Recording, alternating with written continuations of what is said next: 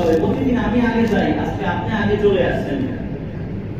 আমার ভাইরা, দুজনে আল্লাহর হাক্কানি প্রকৃত ওলি ছিলেন, দুজনে আল্লাহর অনেক কাছের বান্দা ছিলেন।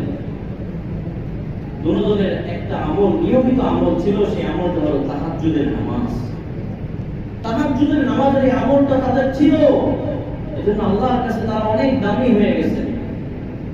এজন্য বলা হয়, যত দামি হতে চান, আল্লাহর কাছের হতে চান, কেউ তাহাজ্জুদের ইবাদত আমল ছাড়া আল্লাহর কাছে যেতে পারে নাই। আখতার হো রুমি হো গজালি, আখতার হো রুমি হো গজালি, অথবা আখতার হো রুমি হো গজালি, कुछ आता नहीं आता बिदुने शेर गाई। আত্মার হও, রুমি হও, কিংবা ইমামে গাজালি হও, কোনো লাভ হয় না যদি ভোর রাত্রের আমল না থাকে, তাহাজ্জুদের আমল না থাকে, তাহলে কোনো লাভ নাই।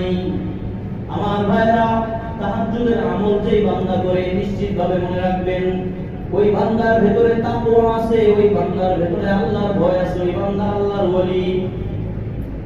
আল্লাহ রাব্বুল আলামিন সূরা ইউনূসের ৬৩ নম্বর আয়াতের মধ্যে বলেন, ওলির পরিচয় দিচ্ছেন, মুত্তাকির পরিচয় দিচ্ছেন, আল্লাযীনা আমানু ওয়া কানু ইয়াত্তাকুন, যারা ঈমান আনে এবং তাকওয়া অবলম্বন করে তারাই আল্লাহর ওলি। আর যাদের এই দুই গুণ আছে, তারা কোনোদিন তাহাজ্জুদের নামাজ মিস করতে পারে না। সুলতান আলতামাশ রাহমাতুল্লাহি আলাইহি বাদশাহী মহল ছেড়ে দিয়ে আল্লাহকে